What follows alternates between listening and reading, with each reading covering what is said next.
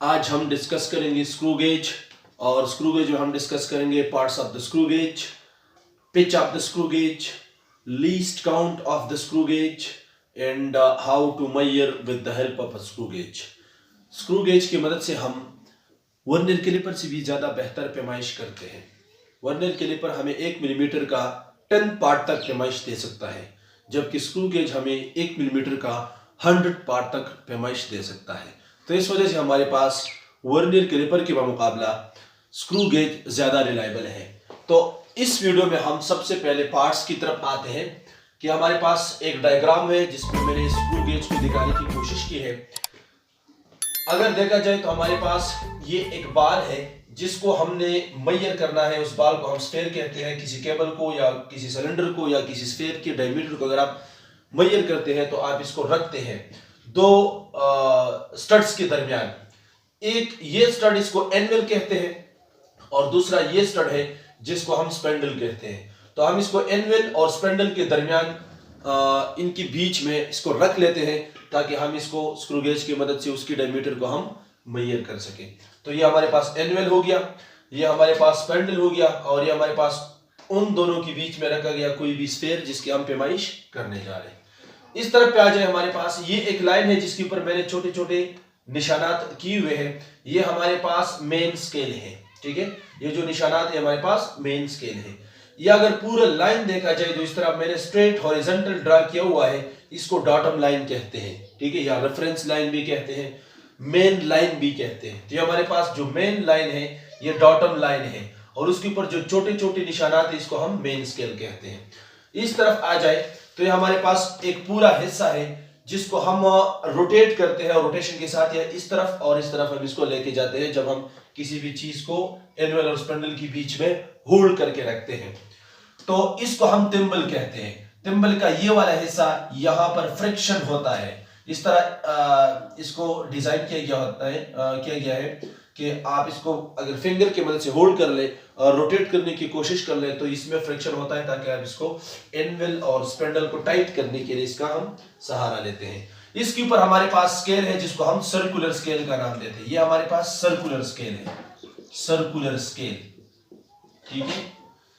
Circular scale हमारे पास 0, 5, 10, 15 और इस तरह 45 और फिर 50। इसके ऊपर हमारे पास 0 से लेकर 50 तक के निशानात होते हैं और बास स्केल में हमारे पास 0 से लेकर 100 तक निशानात होते हैं, ठीक है। और इस साइड पर अगर हमारे पास रेचेट है, रेचेट एक ऐसा पार्ट है इसका कि अगर आप किसी भी ऑब्जेक्ट को टाइट करते हैं स्पेंडल और एनवेल के बीच तो हम थिम्बल का सहारा नहीं लेते, हम रेचेट का सहारा लेते हैं। क्योंकि जब ये टाइट हो जाता है तो फिर रेचेट जो है वो मजीद ज्यादा फोर्स ऑब्जेक्ट के ऊपर नहीं लगाता, जिसकी वजह से आपके ऑब्जेक्ट का जो डायमेंशंस है वो चेंज नहीं होती। अगर आप स्पेंडल की मदद से ज्यादा जोर लगाएंगे तो फिर इसके डायमेंशन जो है वो चेंज हो जाएंगे और आपको एक्चुअल रिजल्ट नहीं मिलेगा। तो इस वजह से इसको आप टाइट करने के लिए रेचेट की मदद से आप इस तरह रोटेट करेंगे तो ये आपके पास सर्कुलर जो स्केल है वो आगे जाएगा और इस तरीके से एनवेल और स्पेंडल एक दूसरे के करीब आएगा। जब इसके बीच में स्पेयर या सिलेंडर जो आपने रखा हुआ है ये बिल्कुल होल्ड हो जाए तो एक्स्ट्रा प्रेशर से बचने के लिए हम थिम्बल नहीं रेचेट का क्या होता है। Pitch of the screw gauge क्या होता है? Distance travelled by circular scale on main scale after one complete rotation। इससे पहले हमने ऑलरेडी डिस्कस किया कि हमारे पास मेन स्केल क्या होता है और हमारे पास सर्कुलर स्केल क्या होता है। सर्कुलर स्केल हम इस तरह रोटेट करते हैं, जिस तरह इस मार्कर का जो कैप है ये सर्कुलर स्केल है। इसके ऊपर हमारे पास जो मेरे सामने एक 0 और इस तरह फिर वापस जब आप इस तरह कंप्लीट आएंगे तो हम आपके पास 50 या 100 निशानात होते हैं, ठीक है। और जब आप इसको रोटेट करते हैं तो इस तरीके से आपका सर्कुलर स्केल जो है वो आगे जाएगा, आपका जो एनवेल है जो स्पेंडल है वो भी आगे जाएगा एनवेल के क्लोज होता हुआ। जब आप इसको बैक पे रोटेट करेंगे तो आपका एनवेल और स्पेंडल भी एक दूसरे से सेपरेट होंगे और आपका सर्कुलर स्केल जो है वो बैक पे आएगा। यानी मतलब ये है कि हमारे पास सर्कुलर स्केल को रोटेट करने के बाद एनवेल और स्पेंडल एक दूसरे के करीब जाते हैं और इसी तरीके से आपका सर्कुलर स्केल जो है वो मेन स्केल के ऊपर फासला तय करता है। तो जब आप इसको एक कंप्लीट रोटेशन देते हैं तो मेन स्केल के ऊपर ये जितना फासला कवर करता है इसको pitch of the screw gauge कहते हैं। तो बास स्क्रू गेज हमारे पास 0 से लेकर 50 तक सर्कुलर निशानात होते हैं। तो जब आप इसको एक बार मुकम्मल कंप्लीट रोटेट करते हैं तो ये मेन स्केल के ऊपर 0.5 मिलीमीटर का फासला कवर करते हैं। जब आप इसको एक मरतबा फिर रोटेट करते हैं तो ये फिर हाफ मजीद कवर करता है। तो इसका मतलब है कि मेन स्केल पर 1 मिलीमीटर कवर करने के लिए आप इसको 2 मरतबा रोटेशन देंगे। तो एक मरतबा रोटेशन करने के बाद ये मेन स्केल के ऊपर 0.5 मिलीमीटर का फासला कवर करते हैं। तो इस तरह के स्क्रू गेज का जो पिच होता है वो 0.5 मिलीमीटर होता है। बास डिवाइसेस हमारे पास ऐसे होते हैं जिस पे 0 से लेकर 100 तक निशानात सर्कुलर स्केल के ऊपर होते हैं। तो जब आप इसको मुकम्मल रोटेट करते हैं 0 से और फिर 100, तो पूरा रोटेशन करने के बाद ये मेन स्केल के ऊपर 1 मिलीमीटर आगे जाता है। फिर आप इसको एक और रोटेशन देंगे तो फिर 1 मिलीमीटर और आगे जाएगा। तो ऐसे डिवाइसेस का जो पिच होता है वो हमारे पास 1 मिलीमीटर का। Students, least count of the screw gauge की बात कर ले तो हमारे पास लीस्ट काउंट स्क्रू गेज का मतलब ये है कि हमारे पास स्क्रू गेज कम से कम कितना पैमाइश कर सकते हैं। तो इससे पहले हमने कहा था वर्नियर कैलिपर 1 और 10 मिलीमीटर, जबकि स्क्रू गेज 1 और 100 मिलीमीटर तक हम पैमाइश कर सकते हैं। तो आज हम देखते हैं कि किस तरह निकाला गया है कि इस काउंट को मालूम करने का तरीका यह है कि least count is equal to pitch of the screw gauge. हर स्क्रू गेज का अपना अपना पिच होता है। जिस तरह हमने पहले डिस्कस किया कि एक स्क्रू गेज के सर्कुलर स्केल को रोटेट करने के बाद ये मेन स्केल के ऊपर कितना फासला कवर करते हैं।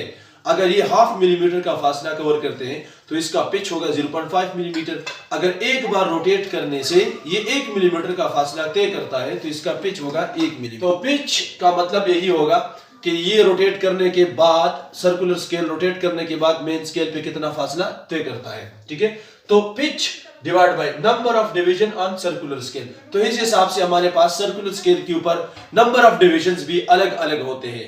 अगर किसी डिवाइस का पिच 0.5 है तो उनके ऊपर 50 डिविजन्स होते हैं, या अगर किसी स्क्रू गेज का पिच 1 मिलीमीटर है तो इसके ऊपर जो इसका जो पिच, इसके ऊपर जो निशानात होते हैं वो 100 निशानात होते हैं, 0 से 100 तक निशानात होते हैं। तो अगर आप दोनों डिवाइस की बात कर ले जिसका पिच 0.5 है तो divide by number of division इसके ऊपर 50 होंगे। या किसी स्क्रू गेज के ऊपर अगर 50 निशानात नहीं है, 100 निशानात है, तो उसका पिच हमारे पास 1 मिलीमीटर होगा। 0.5 को 50 पे डिवाइड करने से या 1 मिलीमीटर को 100 पे डिवाइड करने से, दोनों सूरत में least count of the screw gauge 0.01 millimetre यानी कि 1 मिलीमीटर का 100वां हिस्सा, ये हमारे पास लीस्ट काउंट आएगा दोनों डिवाइस का, चाहे उनके सर्कुलर स्केल के ऊपर 50 निशानात हो या सर्कुलर स्केल के ऊपर 100 निशानात हो। बात एक ही है, क्योंकि जिसके ऊपर 50 निशानात है वो एक बार रोटेट करने के बाद मेन स्केल पर आधा मिलीमीटर कवर करता है। ठीक है, 0.5। और जिसके ऊपर 100 निशानात है सर्कुलर स्केल के ऊपर, तो ये एक बार कंप्लीट रोटेशन के बाद मेन स्केल के ऊपर आधा नहीं पूरा मिलीमीटर कवर करता है। तो 1/100 से या 0.5/50 दोनों से 0.01 मिलीमीटर ही लिस्ट काउंट आपको मिलेगा किसी भी डिवाइस को इस्तेमाल करते हुए। अब स्क्रू गेज की मदद से पैमाइश कैसे करें, तो इसके लिए हम ऑब्जेक्ट को स्पेंडल और एनवेल के बीच रखते हैं। तो स्टूडेंट्स, यहाँ पे स्क्रू गेज के अंदर ऑब्जेक्ट रखा गया है पैमाइश करने की गरज से, और उनके जो स्केल्स हैं उनको एनलार्ज किया गया है, मैग्नीफाई किया गया है, जिससे अब हम इंशाल्लाह रीडिंग लेंगे। स्टूडेंट्स, अगर पैमाइश को देखा जाए तो ये 5 मिलीमीटर से ज़्यादा लग रहा है। ठीक है, दाएं साइड पे कुछ इलाका और भी नज़र आ रहा है, तो इसका मतलब है कि हमारा पैमाइश 5 मिलीमीटर से ज़्यादा है। लेकिन अगर स्टूडेंट्स गौर से देखा जाए तो हमारे पास राइट साइड पे जो एरिया नज़र आ रहा है 5 मिलीमीटर से, वो हाफ से भी ज़्यादा है। तो हम ये कह सकते हैं कि हमारे पास जो पैमाइश है वो 5.5 मिलीमीटर से ज़्यादा है। अब ये हम कैसे मालूम करेंगे कि हमारे पास पैमाइश 5.5 से ज़्यादा है तो कितना ज़्यादा है? इसको मालूम करने के लिए ये जो मेन स्केल के ऊपर डॉटम लाइन नज़र आ रहा है, इसके बिल्कुल सामने सर्कुलर स्केल को अगर देखा जाए तो 28 बिल्कुल डॉटम लाइन के साथ मैच हो रहा है। तो आपने 0.28 को 5.5 से पर के साथ 8 करना है, तो हमारे पास पैमाइश टोटल बन जाएगा 5.78 मिलीमीटर। यानी डॉटम लाइन के सामने सर्कुलर स्केल का जो 28 आता है ना, उसको आप स्क्रू गेज की लीस्ट काउंट 0.01 से मल्टीप्लाई करेंगे तो ये 0.28 होगा। और पहले जो हमारे पास पैमाइश था 5.50 के साथ आप इसको ऐड करेंगे तो आपके पास फाइनल पैमाइश होगा सिर्फ 5.78। ये तब होगा जब आपके पास डिवाइस में किसी किस्म का कोई ज़ीरो एरर मौजूद नहीं हो। अगर इसमें किसी किस्म का ज़ीरो एरर है तो वो पॉजिटिव हो सकता है या नेगेटिव हो सकता है, जिसको हम इंशाल्लाह नेक्स्ट वीडियो में कवर करेंगे। Thank you for watching.